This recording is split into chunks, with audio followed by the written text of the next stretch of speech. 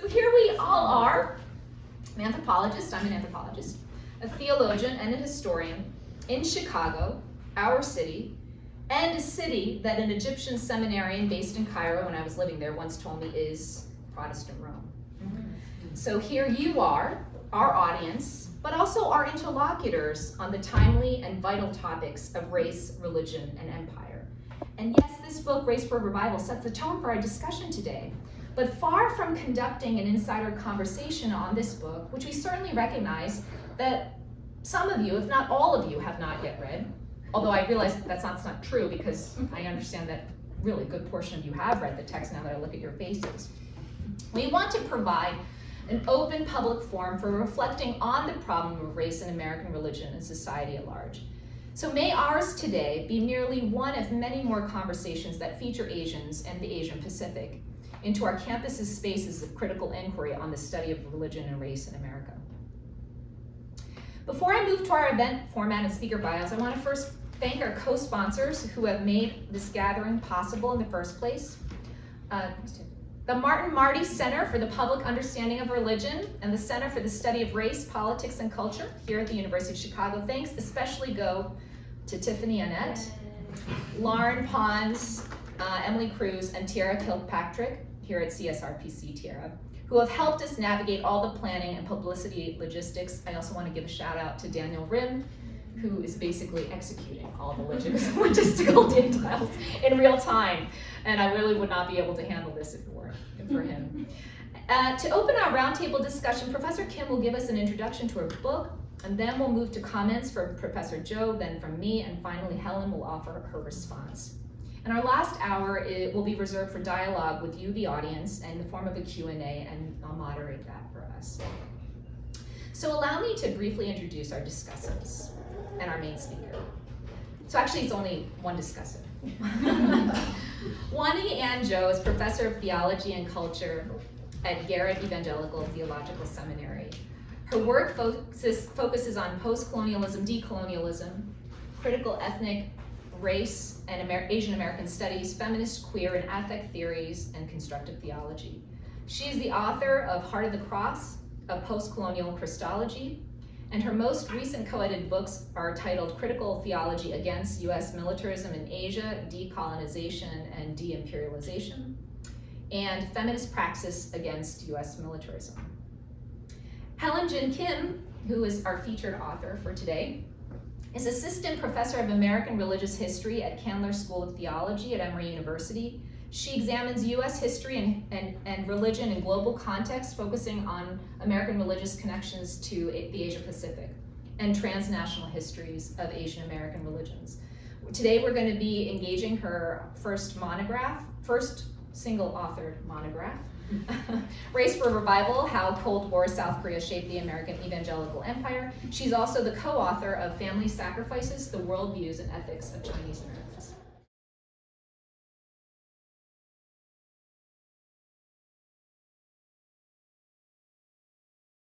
So good afternoon, everyone. Good afternoon. Thank you so much for joining me this afternoon to talk about Race for Revival. Thank you, Dr. Heo, for that introduction. And it was really great to speak with your class this morning, transnational religious movements. And thank you to Dr. Anne Joh for being here and for being a discussant. I'm really eager to hear your comments. And yeah, thanks to the Divinity School, the Marty Center, and also the Center for the Study of Race, Politics, and Culture. Good, did I get that right? Yes. Yeah, and I know Curtis sends his regrets, and we hope he feels better very soon. Today, I do want to just show you a couple slides as I speak.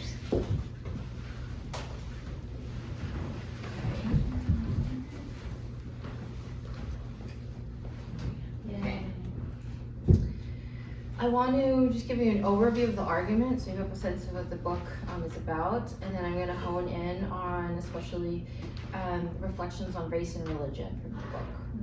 Yeah. Okay, in Race for Revival, I argue that the rise of modern evangelical America depended on America's religious Cold War in Asia. With the outbreak of the Korean War, the first hot war of the Cold War, Koreans became indispensable to the making of modern evangelical America, as seen through these three organizations that I studied. Campus Crusade for Christ, World Vision, and the Billy Graham Evangelistic Association. I exhumed the Korean foundations for all three, and I study a 30-year period, 1950 to 1980, and my work brings together conversations in four major fields, mostly historical, namely American religious history, Korean history, Asian American history, and world Christianity. So I'm working at the intersections of these four conversations, and I use archival sources from both the US and Korea, and oral histories that I've conducted in both countries in English and then in the Korean language.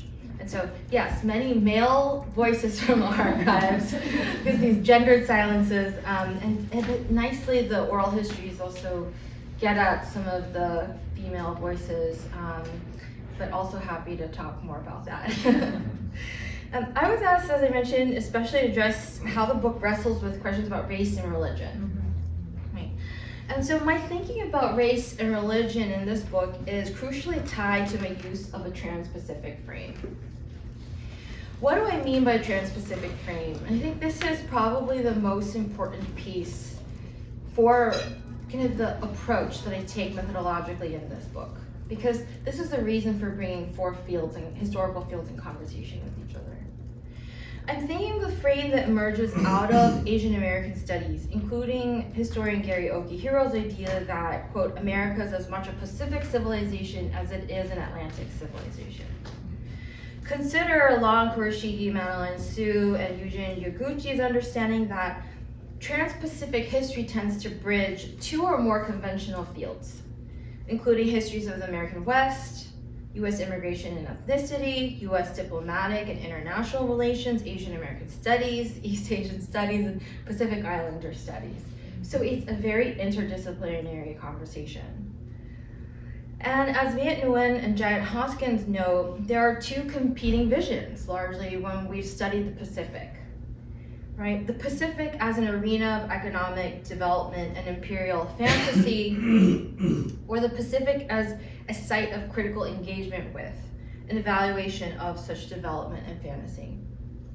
And I think in a lot of ways, my field of American religious history has explored American contact with Asia Pacific or Asian nations, Asian people. But I think in terms of engaging a trans-Pacific frame, as Viet Nguyen and Janet Hoskins are considering, this is largely kind of an emerging development. As much as possible, I wanted to show the latter, right? This critical engagement with an evaluation of such development and fantasy in the Pacific. To not take for granted this idea that Asia Pacific is this arena of economic development and imperial fantasy. And as I was making this intervention with my work, I was thinking especially how could this possibly intersect with the history of American evangelicalism? It almost seemed as if a contradiction in terms. As someone trained in the long history of evangelicalism, primarily in a transatlantic frame, if you're familiar with the field, I mean, that's the Atlantic frame is the primary frame through which America's religious past is actually told. Right? To be sure, so this idea that you would take a Pacific frame or a trans-Pacific frame to America's religious past is very much kind of new conversation. To be sure, in the modern period, especially the 20th and 21st centuries, when we look at that historiography, I mean, historians have featured Asian countries. I mean, there's usually a chapter on China if you're thinking about American Protestant missions in Asia Pacific, for instance. There may be an intro chapter on Korea. There may be some information on Vietnam, and certainly on Japan as well. However, kind of the frame that historians are using to study these points of contact, I think, require real critical inquiry. So for the most part, I think historians of this modern period of America's religious past have featured Asian countries, or occasionally talked about Asian American figures, or have thought about a Pacific turn. right? But for the most part, most have not cited the use of a transpacific frame, as I've just mentioned above, right? This kind of frame that emerges out of the critique of Asian American studies, which centers the history of war, colonialism, and Orientalism in the analysis. So I think if we look back at the historiography, we'll see that kind of making these connections to a transpacific frame is a conversation that is still very much new. So then race, when we think about race in the Trans-Pacific, that's a difficult topic, right? Because we're so used to thinking about America's religious past and race through an Atlantic frame, right? So then suddenly we think about the Pacific, it raises all these questions and thinking about what's the actual approach we're going to use, what are the methods, who are the key thinkers, what are the methods we're going to use becomes a challenge. So in this book, as much as possible, I've tried to foreground race as it pertains to US evangelical history, and I think about Asian and Asian American subjectivity, especially through the lens of Orientalism. And I think other doing, if we don't foreground race in terms of our histories of American religious contact with Asia Pacific, I think we run the risk of replicating narratives of the Pacific as kind of an arena of economic development or imperial fantasy. I think that is kind of a trope that can be replicated. Right? And therefore, it tends to paint a Trans-Pacific religious history as a relatively innocuous past, right? Or move it free of racializing hierarchies. I think there's a tendency to gravitate to think about, oh, the Trans-Pacific lens gets us off the hook in terms of thinking about race. There's kind of interestingly enough, like a trope that suggests that we don't have to talk about race when it comes to the Pacific, right? It's an option. Right? You want to use it, you can bring it in, but you don't have to, right? So there's almost this kind of assumption that there's flexibility there. But I want to be sure that in my project that a Trans-Pacific that emerged out of Asian American studies did take race seriously as a category of analysis. They didn't want to run the risk of painting this kind of transnational frame outside of these dimensions of power and hierarchy. So I think, though, this is why some critics of my book have suggested that I overemphasize the US imperial frame. I think it's because they may be used to seeing a historiography where race or empire is almost optional. It's not, well, let's think about the theologies and the religious elements, but do we really have to talk about, and let's talk about also indigenous agency.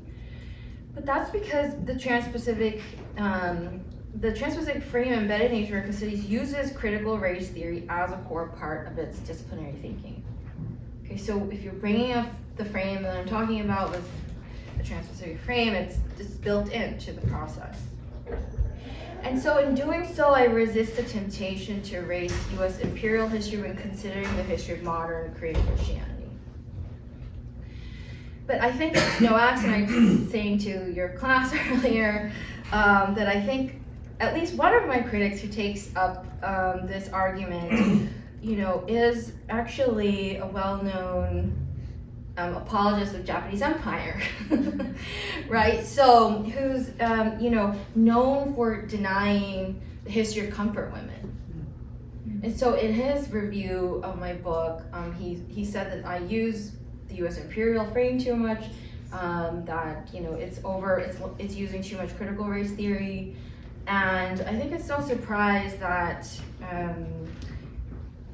That I think if you're thinking about this period, if you want to paint a picture of Korean Christianity in the Cold War era as free of US imperial imposition, right, which I think is the route that he's suggesting, then you're not using the same kind of Trans-Pacific frames that I'm using. And that's why it may read differently to a scholar like him. So yes, I think that temptation is there. So this picture of Korean Christianity in the Cold War as free of U.S. imperial imposition and free of U.S. racial hierarchy, then erases the history of U.S. militarism that also shapes this historical period. But there's a way in which I'm speaking to a historiography that still sees that kind of frame as a contested frame. So then how do I think about race as it pertains to trans-Pacific evangelicalism, or this particular story with crisscrossing the Pacific? First, and when looking at the history of modern U.S. evangelicalism, a literature you may be familiar with, I mean, a lot of these historians are featured in the news because of the current political situation. If you're familiar with that literature, you'll know that a black and white racial narrative is really crucial to that story. Okay, so books like Anthea Butler's White Evangelical Racism or Christian Smith Divided by Race, they show that 20th century evangelicalism is crucially a racialized movement, especially thought of in terms of like black and white terms, right? There are clear distinctions between black and white evangelicals. Curtis Evans' own work on Billy Graham and Martin Luther King Jr. shows that a social versus individualistic understanding of the sin of racism is what created a sharp divide between these movements. Okay, so this is ingrained in, this is a core part of the historiography of modern evangelical America. So how does a trans-Pacific frame intersect with this story of the racial divide between black and white, right? The understanding of racism as a social sin versus a personal sin. And I have two primary ways that I answer this question. First, that the transnational Korean subjects that I study are shaped by this black and white binary. Okay, so I engage that literature directly. And I want to highlight, especially what I do in chapter 3 of the book titled Orphans. And actually, Orphans, the Mirage of Evangelical Diplomacy, 1960-1969, and even my introduction to this particular literature on the Korean War and the history of orphans and international adoption actually started with a conference that Anne actually organized for Pan Autumn on the Korean War and religion. And there was this focus on transnational, transracial adoption, and it just blew me away. I didn't know that literature. Sujin Pei, who I cite, people came and they spoke on it. I didn't know that this fraught history that really actually Alina Kim's coming next week too. Actually. Oh, great. Yeah. Yeah. She's coming to University of Chicago. Yeah. Alina Kim. Yeah. It's like adopted territory. Yes. Yeah, so that is so fraught with this history of empire. So this chapter, when we look at the chapter in Korean War orphans, we see that they are positioned betwixt and between blackness and whiteness, okay? Because I'm looking at the 1960s and the rise of the myth of the model minority. And so, yes, absolutely, at the height of the civil rights movement, this shiny image of the trans-Pacific Korean War orphans who crisscross the Pacific, singing for World Vision, it tells a story of success, right, that boosted a narrative of the U.S. as a global moral leader amid the Cold War, in spite of the ongoing racial injustices against Black Americans. And so you see this kind of betwixt and between the transnational Korean subjects formed by this Black-white racial narrative. So I engage the literature in that way, but it's important that the trans-Pacific frame pushes us yet another step. There's a temptation then at this point to want to read these transnational Korean subjects, and the Korean War orphans are here featured on the cover of my book. There's a temptation then at that point then to read these Korean subjects merely as orphans at the service of whiteness. Okay, the myth of the model minority then colors them as white, right? To read Asian and Asian American subjects should be only then through the lens of black and white, or black or white, right? But that's not where this story ends. Importantly, it's key for us to see that they're shaped by the racialization process of Cold War Orientalism as well, right? Which reveals how the myth of the model minority is indeed a myth. It's a racial strategy, right, that governs inequality. So in the 1950s and 1960s, the racialized politics of American evangelicalism depended on the exclusion of Black people, which books like Anthea Butler's shows, but also the racialization of Korean people vis-a-vis American evangelicalism occurs through the politics of inclusion. This is a different kind of racial move, right? The politics of inclusion. The US Cold War embrace of non-communist Asia is a racializing strategy. I think if we don't train our eyes to see that that's also a racializing move, it can go under the radar, right? Well, of course they embrace the non-communist Asians. Of course they embrace the Korean orphans, and it's just this lovely embrace, full of humanitarian ideals and absent of racializing processes. But as I show, and I build on Christina Klein's work, Cold War Orientalism, we see that actually here, the tight embrace of non-communist Asia through the incorporation of South Korea into US Cold War politics is actually how racialized hierarchies get maintained. It's actually the tight embrace that creates the white over Korean hierarchy. And I think that at that conference that Anne organized, we saw that so clearly, right? But it's, if you use only a black and white racial frame, you can't see how destructive actually this kind of politics of inclusion or embrace really is. Yes, so then we see through chapter 3, these transpacific evangelical networks are not just propelled by a process of anti-blackness, but also anti-Asian sentiment. But they work through different processes, right? The result is unfortunately the exploitation of these children. For as it turns out, many of the children were not actually orphans. As I show in chapter 3, many of the children who actually toured with the World Vision Korean Orphan Choir were not parentless. This was an interesting part of the research, just doing the archival research, but then also doing the oral histories. Oh Ji-young, she's this child here, girl child, but I interviewed her, did an oral history with her. Oh Ji-young observed that from its very origins, the choir was not composed of orphans, though it was advertised as such. She recalled, quote, actually there were children who had families. The criteria was that children of the directors were not allowed to join, but when I got there, the director's children were there, and there were kids who had a sister and uncle, they had relatives. She felt very lonely because she was one of the few who had no family.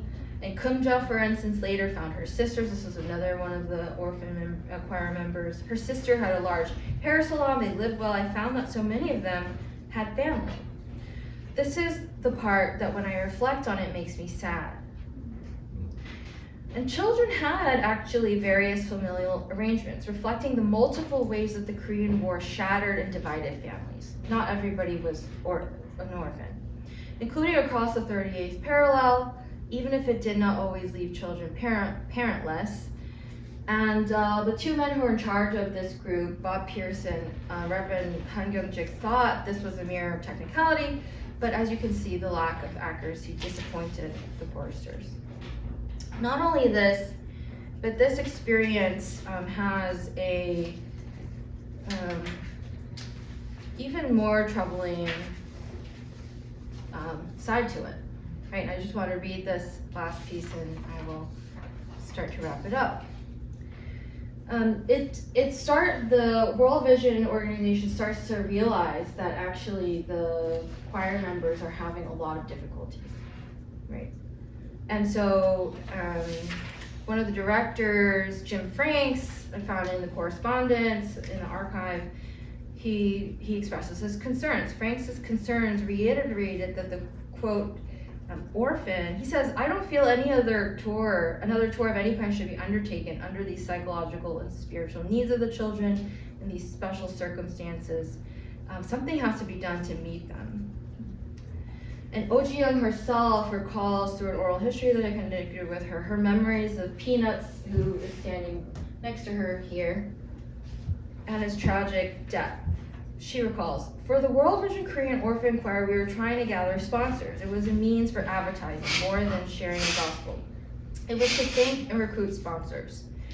So some people said that they used us. This is a painful story, but during the first international tour, There was a boy who was my age and he was a biracial child she's talking about. His name is Kim Sang-yoon, nicknamed Peanuts. He was brilliant, but he had trouble adjusting. Instead of thinking things like simply like me, he had a hard time. One day he committed suicide. She was referring to Peanuts and she recalled the conversations that she had with him prior to his death. Quote, before he committed suicide, he said, what do you think of World Vision? I said, well, we should be thankful. He said to me, don't you think we just got used? I said, why do you think like that? What would we have done if we didn't have World Vision? I had a more positive outlook and he was more negative. Sometimes people were critical of the money that we raised. Instead of giving it to us, they gave it to others. He had this perspective and he told me this and then he died. He was like, they call me Peanuts, Peanuts, and they take advantage of me. I was like, why do you think they take advantage of you? Why not take that as an endearing nickname? The name is from the Peanuts comic. As I argue, Peanuts protested the commercialization of his story for philanthropic means. One might even say that through his suicide, he expressed a darker form of agency to critique World Vision's empire of care. Kind of darker side of this history. So this is to show you this is a tragic part of the story, the history that I reconstruct. And I argue here in this section that evangelical humanitarian organizations like World Vision, as much as they sought to care for the Korean War orphans, in the 1960s, the organization also burgeoned at the expense, troublingly, of children like Peanuts or OGM. We have to read this exploitation through the lens of racialization. But it can't be read if we only read their experiences through the lens of whiteness or blackness. It's because the conditions of war, the Korean War, the first hot war of the Cold War, that these children's lives are structured into a racializing schema of Cold War Orientalism. And I show here in this case study, but through the two other organizations, that these organizations came to power in part through racializing Koreans. So this is a racialized history that is important to reckon with for a few reasons. I'll just cover this and I will be done. First, it helps us to see that the history of white evangelical racism has both anti-Black and anti-Asian dimension to it. I do want to really highlight this because I'll say that usually the conversation ends with the anti-Black part of the story. And if I'm in the conversation and I bring up the anti-Asian piece, it's almost like blank faces. I draw blank faces, right? It's like, but what part, kind of raising questions, but like what part is anti-Asian? And I think that this history of Orientalism shows us the anti-Asian dimensions of it. Second, it helps us see that even, as I mentioned a bit earlier, when Asian and Asian American subjects are racialized as a model minority or even included in these organizations as quote-unquote proximate to whiteness, and of course that, there's so many dimensions to the myth of the model minority, but at the same time it's really important for us to specifically look for Orientalist racial dynamics. It's like in addition to, it's additive, that may be invisible to us if we don't step back and yet use another racial lens beyond Black and white. I find this actually to be perhaps in your classrooms and conversations, this is just happening very smoothly. But I have found that actually the racial conversation is really hard to navigate because there are all these dimensions to it. And the kind of structural conditions, like let's think about how war is racializing people. That is, it's often difficult to bring into the conversation. The last is that right now, Angie mentioned, it's AAPI Heritage Month, and there's this moment of Asian American representation, right, that we're living through right now. And, it includes the conversation on American evangelicalism. As key Asian American leaders are leading American evangelical organizations today, like the National Association of Evangelicals, right, Walter Kim. And I think there's an increased interest in Asian American evangelical experiences, even recently, like the case study of the Netflix show Beef, right, which has also attached with it so much kind of racialized, sexualized controversy too, right? So all of that has to get unpacked. But there too, you see this kind of interest in like Asian American evangelicalism, right? But I'm wondering if the racial reckoning that's happening in America today, including among American evangelicals, is also taking into account this transpacific past, right? This longer history of Orientalism, this longer history of war. That we're not just looking at only mid to late, we're not just looking at the present, but we're looking, deeper into the past, and also how race gets constructed beyond the nation state, right, through processes beyond the nation state.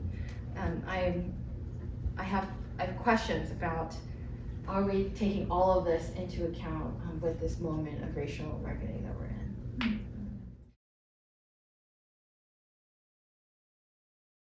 So I am not a historian, so I'm just going to touch upon several different dimensions that the book sort of positioned me as a theologian, right? So before I do that, I just want to say thank you to Professor Angie Heo for the invitation to be here. I was telling her that the last time I was here was this exact same day in this exact same space, doing something with, I don't know if you all know Helen Kim. Yeah, the incarceration. Yes, so it was something on feminism and social justice right before the pandemic. So anyway, it's nice to be here, and I want to thank Helen Kim for putting this book out into the world for us. So Race for Revival is not a book on Christian theology, but an examination of a particular strand, evangelicalism, and more accurately, fundamentalism, and its rise to power within the US and globally, particularly in Korea. This evangelical movement and the Christian theological strand undergirding it allow the unrivaled consolidation of militarized imperial dominance of the US and its ascendancy in the global politics ensconced in a particular moment in the history of militarized violence and imperial dreams.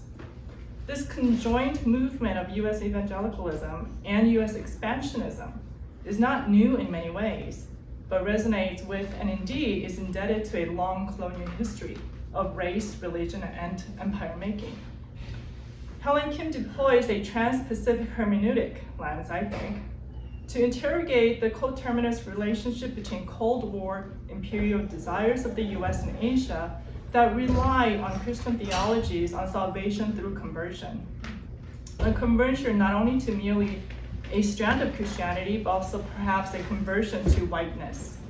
White American exceptionalism, theologies that are just as expansive as imperial desires, to spread racialized, triumphant Christian theologies that have long served to undergird colonial and neo-colonial projects. Kim's starting point is that the perspective anchored in the Trans-Pacific hermeneutic helps us to recognize the amazing ways the US evangelical movement's emergence as a powerful political and religious phenomenon could not have happened without its regeneration through the growth of evangelicalism in Korea. I was reminded how similar it is to observations made by decolonial thinkers that the West was possible because of the rest of the world, that the wealth of the global North depends on the extraction from the global South, and etc. The phenomenal rise and resuscitation, or in Christian language maybe even, resurrection of a dying US white evangelicalism could not have been without its alliance and dependence on, ironically, the growth of Korean evangelicalism, an extension of itself in an already ransacked by war and previously colonized context of Korea. So not being a historian, I learned much from this book and ended up with no real critiques, but instead more questions that emerged out of my own interest at the intersection of decolonial studies, militarized imperialism, and the ongoing afterlives of Japanese occupation, the Korean War, and the past and present realities of being one of the most intimate allies with the US. To be sure, we have no afterlives here, but a continuation of a war at ceasefire, and of course for over 70 years of US military intervention and ongoing presence, and the entangled relationship of Korea with its supposed ally, the US. All to say that in line with Kim's research, in that not much has changed. As Jody Kim notes in her recent book, Settler Garrison, quote, South Korea is a site from which and onto which the United States projects its military settler imperial power, end quote. After Japan and Germany, Korea now has third largest number of US military bases, including one in Pyeongtaek that is now the largest overseas US military installation in the world after it spent recently $11 billion on expansion, the most expensive project on record for the US Department of Defense. So let me begin by noting how striking of a palimpsest image is evoked in the book's cover photo. If you remember the photo here. Oh, sure. That's so good. I'm going to need it too.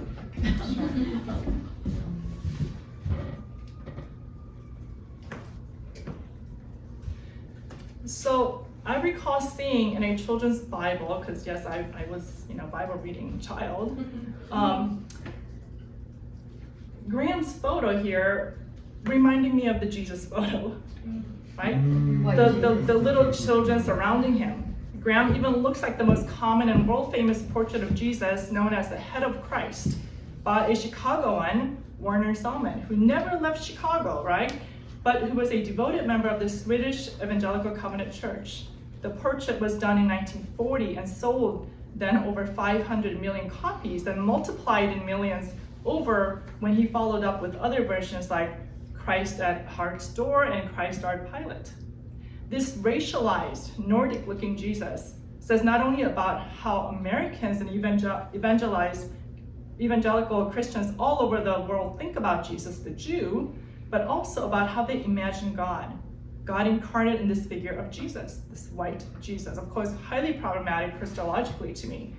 But portraits like this, its saturation around the world, and the photo of Graham and with Korean children all create affective attachments, affective and theological attachments that are also intertwined with the condescending political infantilization and racial formation of Korea and its white Christian savior with messages of redemption and promises to end suffering.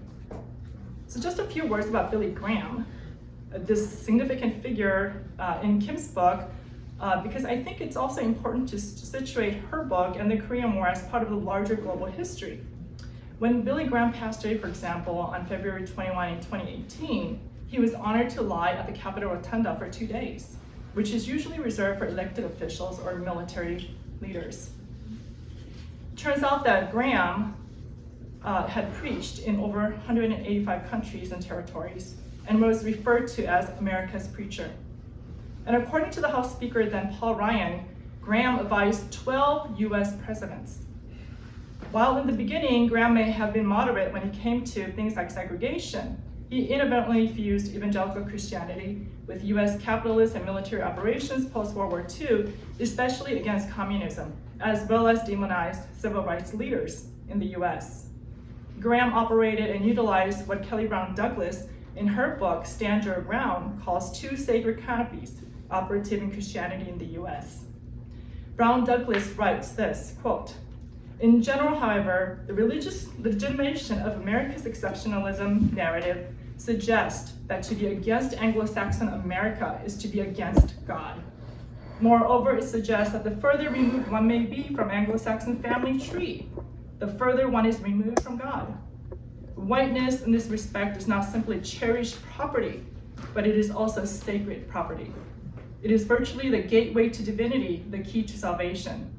As the evangelical Protestant hymn suggests, salvation requires one to be made white as snow. Within the religious narratives of America's exceptionalism, anything that cannot pass the test of whiteness cannot get to God.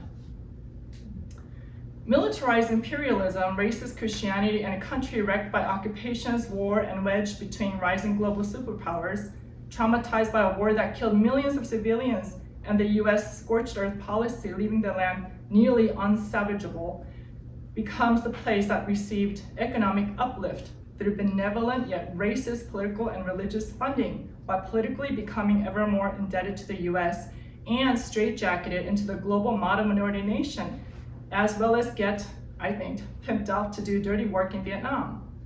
In this confluence of evangelical Christianity in the US, in the context of brewing global anti-colonial movements and fomenting civil rights, Korea and the US entered into an intimate mutual aid of their own. In his book, African American Religions, Sylvester Johnson offers a critical insight that is not too far off the mark for the Transpacific in relation to evangelical Christianity and its neo-colonial global mission aspirations. Johnson notes, quote, the presumptions of American civil religion purporting that revivalist Christianization and aggressive US militarism were twin episodes of divine will began to function as common sense.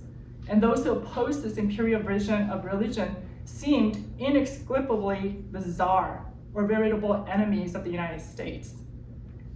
So it is no wonder that Malcolm X even referred to Billy Graham as, quote, the minister of white nationalism. Being mindful of the realities of Korea as a vital US mission field in the past and current reality, in which Korea is the second most missionary sending country now in the world, very much replicating in many ways the imperial logic of US missionaries. Naomi Kim, in her article, Mission to the Graveyard of Empires, draws from Katie Cannon's concept of what she called missiologic immanent parrhesia and theological racialized normativity to connect dangerous racial logics laced in evangelical Christian theologies that purport and provide justification for these imperial iterations of Christianity around the world. For Cannon, a womanist theologian, the missiologic of immanent parrhesia serves as a link created between, quote, biblical urgency and cultural reasoning that legitimates the mission strategies of Christian imperialists. She argued that European expansionists coordinated Christian understanding of parrhesia, that is, the quickly approaching expected hope of the return of Christ as a judge to terminate this world order. And with the Great Commission that Helen talks about having a great role in Korea, in their transatlantic human trafficking. Furthermore, Cannon's theologic of racialized normativity refers to the constellation of structured white supremacy ideology that laces such theological thinking. This concept highlights European expansionists' belief that their charitable acts of quote-unquote civilizing Africans would help the so-called barbarians grow up in the Eurocentric image, indoctrinating them in the worldviews, text, and language. And this is what I see exemplified in the cover photo of Billy Graham with these children. So can we say that evangelical Christianity emerging from Korea is any different? Without arguing for equivalence, the transatlantic and the transpacific as geopolitical and religious sites of militarism and evangelical Christian dominance deserve more critical analysis. So evangelism has a long history, or evangelicalism has a long history of Christian complicity with colonization and imperial desire among empires seeking conquest and conversion. So let me go back in time to the word evangelion in Greek, which we could define as good news or news that bring great joy, and was originally a political concept in the Greco-Roman world. It was something that the soldiers in the Roman Empire used to say as they marched back into the cities after a conquest. As they marched into their cities with good news, evangelion, of their conquest for the sake of peace and security. From the time of Alexander the Great and to the Roman Empire, this word was used to refer to history-making, world-shaping reports of political, military, or societal victories. Jesus was born during Pax Romana, during the era of the Gospel of Caesar Augustus, who sent runners known as evangelists after every battle declaring victory. Christians subverted this view supposedly, but at the same time, they really did not. As Christianity became the religion of the empire with the Edict of Milan in 313, when it was officially recognized as a legit religion, and then in 3 AD, in the Edict of Thessalonica, when it became the only official religion of the empire. The alliance of Christianity and Roman Empire long ago transformed a movement of an executed Jewish teacher into a religion of the imperial state. Further along in the collaboration between Pax Romana and what some refer to as a Constantinian Christianity in service of the empire. In July 1099, Western European Christians went on its crusade to Jerusalem, some say slaughtering over 40,000 Jews and Muslims in a few days. This crusade left an enduring legacy of Islamophobia and anti-Semitism. The crusade against the so-called infidels was a term that onward Christian soldiers took up against non-Christians, particularly then against Muslims and Jews. Imagine the imperial reach possible when militarized Christianity, with the mission to save non-believers, infidels, communists, blacks, Asians, non-US democratic societies, aligned with military might and hegemonic desires of imperial US post-World War II. So I want to jump to 2007 from there, to Korean missionaries held in Afghanistan event, right? So Nami Kim in that article I referred to, and her research on Korean missionary hostage in 2007, shared a response from the Korean lead pastor, right, of that church that sent those missionaries to Afghanistan. And after, even though he had 2 of those parishioners were dead, his name was Pastor Angie Kim, senior pastor of Semur Community Church, he actually had the nerve to say this, quote, "We believe that this is God's providence leading us to other Muslim countries. I don't want this to be a stumbling block for missions." The Christian crusades against communists, Muslims, Jews, non-Westerners, infidels, non-believers of their brand of Christianity always appears need saving. So it's been 30 years since the US military, and I wanted to say a few words here in closing why the US militarism part is so important, because in history of colonization, particularly in European colonization at different sites, military always going hand in hand with the church, right? And so one served as a kind of a meta narrative to justify this kind of colonial process. How is this ongoing? Did this end, this process of militarization of Asia end, when things kind of cooled down or what have you? Actually, no, because it's been 30 years since, for example, the US military was asked to leave Philippines, and the economic development of that nation stalled because why? They lost the US sponsorship, economic sponsorship, right? But United States struck a deal with Philippines early this April to expand its military presence in its former colony to 4 additional bases, part of the Pentagon buildup this year in the Asia-Pacific region. Currently, US has about 750 overseas military bases in more than 80 countries. And this kind of global scale, as evangelical crusades, whether it's from the majority world or not, it is no wonder we have the rise of global Christian right. It's not just within the US. So, as a Christian theologian, I have to ask, for those who follow the way of Galilean Jew, how might we conceive of theology that does not need the death of others for us to live and have life? How might we de-link notions of social redemption from a single savior motif that often preys on the vulnerable? How might Christians practice faith and profess good news, evangelion, while de-linking from imperialist militarism that has long been the other side of Christian legacy that began a long time ago when it relinquished itself over to the Roman Empire? I'm left again with more questions, like, is it even a possibility of Christianity being decolonial? And I say this as a theologian. Can Christianity ever be indigenous? Is Korean evangelicalism with problematic theologies any better than the US evangelical theologies? Where are the decolonial Minjung theologians? How do they understand this proliferation of US imperial racist patronizing theology that finds religious salvation through whiteness? Is there more? Could it be that the evangelical reading of the Matthean passage, the one they hold as a crutch, the Great Commission, is misread through the eyes of imperial desire rather than counter-imperial narratives, as attested by biblical scholar Warren Carter, who notes that this Matthew 28 passage, quote, is subversively anti-imperial in its original context of composition. In response to Jesus' message and ministry about, quote unquote, the good news about God's kingdom, which sounded like imperial propaganda claims, Jesus is sentenced to the cross and buried in a tomb. But having been raised from the dead proved the empire could not keep him down. Jesus claims he was given all authority on heaven and earth, which actually was a contestation and trumped powers of the Roman Empire. So I want to end with what I think Kim does so finely and deftly, and that is what the late Edward Said referred to as a practice of counterpunctive reading, a kind of reading against the grain, and so direct us to the Trans-Pacific, specifically to Korea, for a much needed understanding of how it is possible that a war-ravaged country, through the embrace of a network of evangelicalism in the US, grounded in white supremacist ideology, became entangled in the nation, religion, and race-making projects in the US, as well as even surpassing the US now.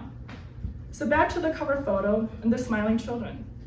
Korean War, to me, is inscribed in the smiling body of the biracial boy next to Graham, Kim Sang-young, and others who became the collateral damage of war, militarism, Christian evangelicalism, and forms of political and religious care through the US empire in Korea. I too would like to think that our people deployed hermeneutics of suspicion when it came to political and religious web of US presence, as Helen Kim notes, quote, "One might even say that through his suicide, he expressed a darker form of agency to critique World Vision's empire of care." I hope Kim's book generate conversations not only about what the US has and continues to do in Korea and elsewhere, but also about how the natives were not merely empty vessels to be filled, but subjects of history with their own practice of subversion and resistance.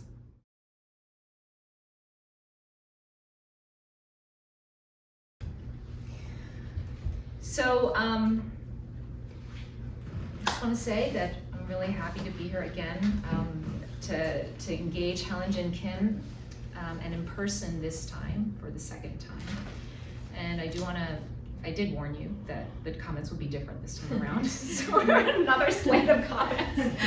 A little bit about me and where my comments and questions are coming from. I'm an anthropologist, I'm an ethnographer, and I'm increasingly captivated by the work of historians, gifted with just the right interviewing skills to bring us into sensitive touch with oral history. For the reasons that we mentioned before, part of it is about the gendered asymmetry of the official archives. And I've also become increasingly interested, but also in truth concerned, with the state of the study of race and religion in the North American Academy. And finally, on that note, as I look to the future, I am an educator, I'm an instructor, I'm an advisor for so many brilliant and driven students who are increasingly interested in studying race and religion in America, critically and with more historical consciousness of America's imperial and transnational influence, for better or for worse. Race for Revival is a book about Koreans and Americans, and it's written by a Korean American. It's not a book about Americans and Korean mission history, a topic of already numerous studies. It's not a book about Korean Americans, per se. We could talk a little bit more about what I mean by that. And it's not a history of Korean American churches or the place of Christianity within the historical framework of the Korean American community or Asian American communities. So this is something, when I think of who does that work, I think primarily of David Yu at UCLA. And really, there's not much more. I mean, so everything that I just mentioned, there's still not that much writing on those things, aside from the mission history in Korea. So more on this point later. But what Race for Revival instead offers, or could be read as offering, is a critique of the very terms through which the North American Academy has examined and engaged Asians, and in this particular case, Koreans, within the field of American history. In this book, Helen plows past paradigms of ethnic enclaves and immigrant mobility. The subtitle says it all. How Cold War South Korea shaped the American evangelical empire. The goal of Race for Revival, furthermore, is not to offer an equal account of both sides. It's transnational in scope, but yes, in response to our critics, parts of the history of Korean Christianity are not being told, necessarily because the framework is not a South Korean national one, but an American imperial one. The stories in this book are selected precisely to sustain the focus on the American evangelical empire. And so, how do we think about the moral and political problem of racial difference and racial inequality from inside and within the terms of American evangelical empire. And what does the South Korean perspective allow us to see about the geopolitical space and the virtue signaling place of race in the history of American evangelical empire? In her book's introduction, Helen outlines her methodological approaches to the study of religion in America through a transpacific lens on race, racial processes, and racial dynamics. And this is what she writes. On page 12, Race for Revival shows that Koreans' racial erasure, integration, and model minoritization were three key trans-Pacific racialized processes that also propelled a niche and fledgling form of a white fundamentalist America into the US evangelical empire. In another place, page 20, the task of trans-Pacific American religious history is not merely the acknowledgement of unrecognized historical actors or even a geographic turn, but more fundamentally an understanding of the conditions of inequality that have rendered these subjects invisible in history. So two elements, and this is now my voice, these are all, the quotes are ended. Two elements immediately stand out for me in Helen's argument for examining race and trans-Pacific history. One, the protagonists of her book are South Koreans, and more specifically, global evangelical imaginaries of Asians as race subjects. But ultimately, it's about what the racialization of South Koreans show us about the racial origins of American evangelicalism in white fundamentalism. It's about the racial origins of American evangelicalism. For all its self-understanding as colorblind and colorless, that its past and its originating past there's a fixed strand in white fundamentalism. This is significant because I just realized that I already read this. This is significant because American evangelical figures like Billy Graham are often understood to espouse a colorblind theology, a theology intent on saving the interiority of the soul. It's not viewable to the public, and not the skin. A more critical genealogy of Graham's evangelicalism that probes its white fundamentalist origins is suggestive, to say the least. And second, Helen's book shows us that the trans-Pacific methodology is not just about more Asians and Asian American representation and visibility. That is important.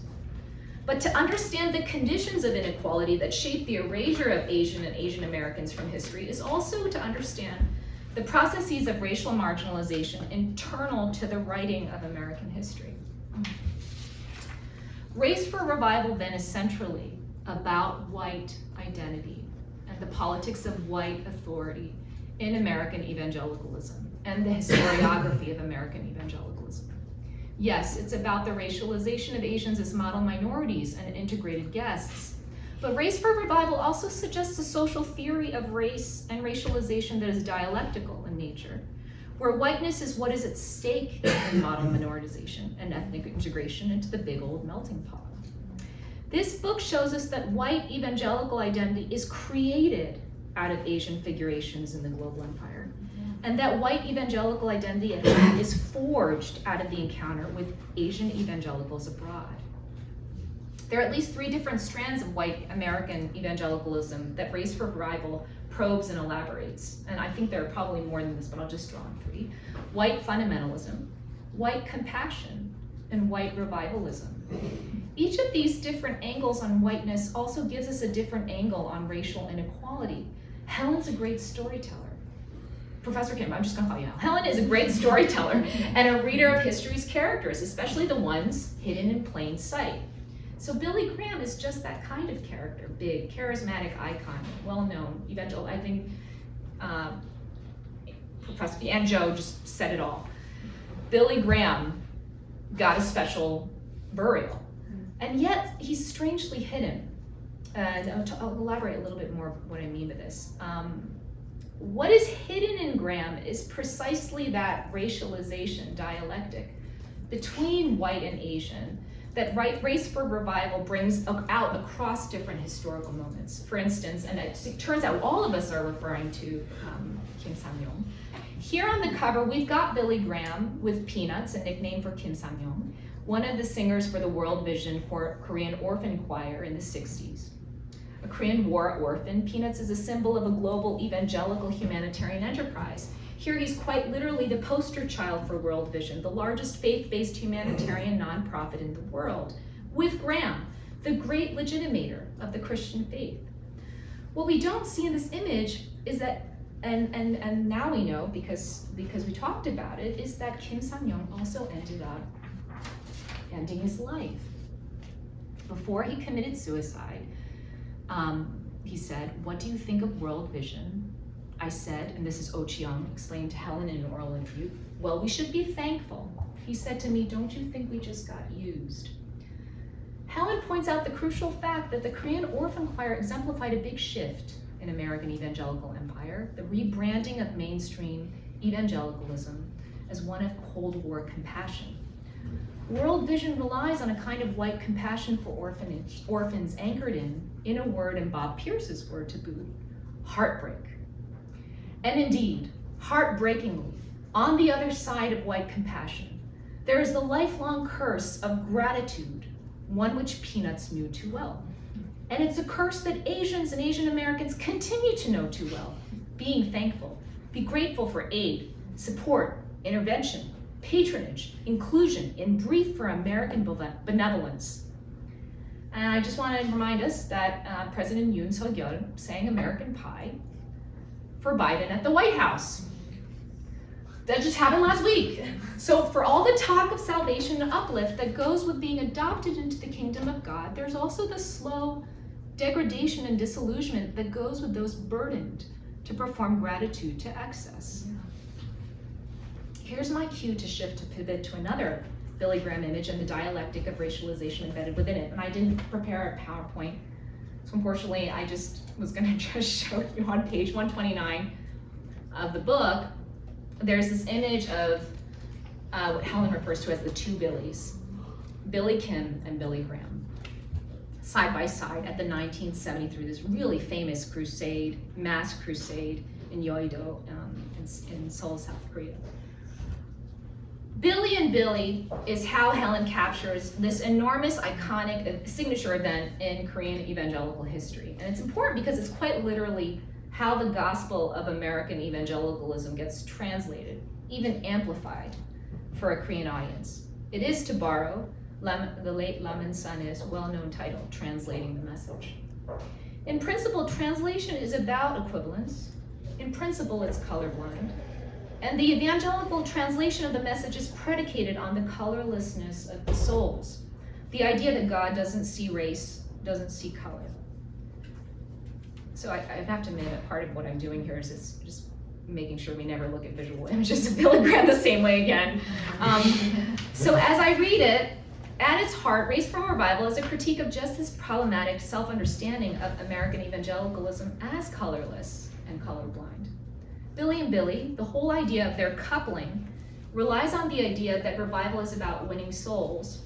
The power of global Christianity is winning numbers, heart by heart, individual by individual. In its theology of piety over politics, American evangelicalism is above social, or is purported to be above social movements and organized civic action. Until, of course, it's not. And now we see that now. This leads me to some questions I have for Helen, what she's hoping this book does in the world, and for readers and which readers. And I'm just gonna kind of talk my questions out, two of them, because I had to revise them after I saw Helen give a really informative discussion that was totally unexpected in my graduate seminar this morning. So I wanted to ask you a question about religion. I wanted to ask Helen, what is evangelicalism at the end of this story? Because there is a way, when I read this book, there's a constructive project that is still being extended. Like you're concerned about what evangelicalism has become. Is Asian Christianity doomed, Helen? Is Asian American Christianity doomed? Is it consigned to the dustbin of racial inequality?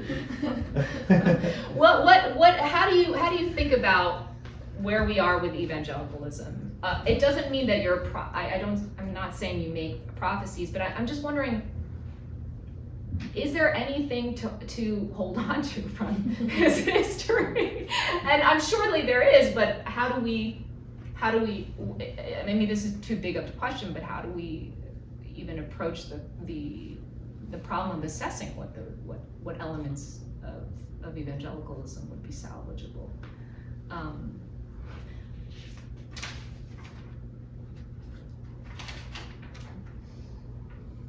I also wanted to, I have several other questions, I realize not two. Okay, I'm interested in the place of Christianity in Asian American studies in particular, because I actually do see you as a leading scholar of this kind of work. Thinking about the place of Christianity in Asian American studies, and I do think that this is going to become increasingly more important. So what I would like to ask is there something specific, is there some kind of specificity to evangelicalism? That is, evangelicalism is not the substrate through which racial dynamics play out already given. Is there something about evangelicalism itself that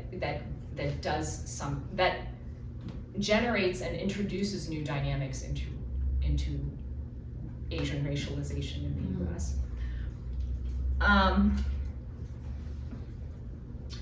And then, because it's the Martin where Tiffany's not here, it's the Marty Center for the Public Understanding of Religion, I think a little public facing. What do we do with, or it's not, we have no control over this, but how do we think as scholars, and I know you've been called on by like Embassy News or all, I don't know, different outlets to comment on the portrayal of Korean evangelical churches in Beef, for example. But I think because of the demographic kind of representation of Korean Americans in American evangelicalism, it seems that anything, if there's going to be an increase of Asian American representation on TV, which it looks like we're kind of maybe heading that direction, that means there's going to be more church scenes, it seems to me. So like Kim's Convenience, and there's such different churches, right? You've got like this mainline Protestant woman of color pastor in a mixed race church for Kim's Convenience, and then Mirari, we've got this rural Arkansas situation with new immigrants, right? And then Beef, you have an Orange County rock band, and everyone's like, this was the most underdeveloped thread of Beef. We wish we had gotten more of this. And I'm sitting there, I'm like, you don't get it? I feel like all of us have been in touch with this experience on some level. So I think that this is going to be a kind of, you have to address this, because these are the terms in which Asian American Christianity is being reproduced and produced, and there's no reception. We have no reception narrative. We have no narrative to give to them, to throw out there. I mean, I know that it's happening, but it seems to me this is why you're being called upon to comment on Slate or whatever. All right, that wasn't even 2 questions. I already have I guess I have 3 more questions then. I know that this is about American history foremost. And I kind of said this, that I think this is about American evangelical empire, but part of me is like, what exactly is Asian American studies about this book? And I know it's the frame. I understand, especially when you spoke today, you said this is inspired by Asian American studies, the work in Asian American studies. But it's kind of thinking like, what all the Koreans go back to Korea. They're all committed to Korea. But that's different than us, right? So what would be Asian American about this story? And why would it be important for Asian American studies? And would that change the paradigm, kind of the frame of Asian American studies? I also want to say that Asian American is the weirdest category ever. I mean, you said 70s that came up, and it's totally true, the origin of it, but I'm sitting here and I'm still flummoxed because I feel like there must be, Asian American, what is that category? I mean, what is that? Who is in that? And does that make sense for the kind of history that we're looking at here? Mhm. And here I am thinking about Mhm. the past of Japanese occupation and the simultaneity of Japanese occupation with the American intervention, or I don't know how to call it, Americans in the war in the peninsula. Okay, I think that was it. Let's just get started.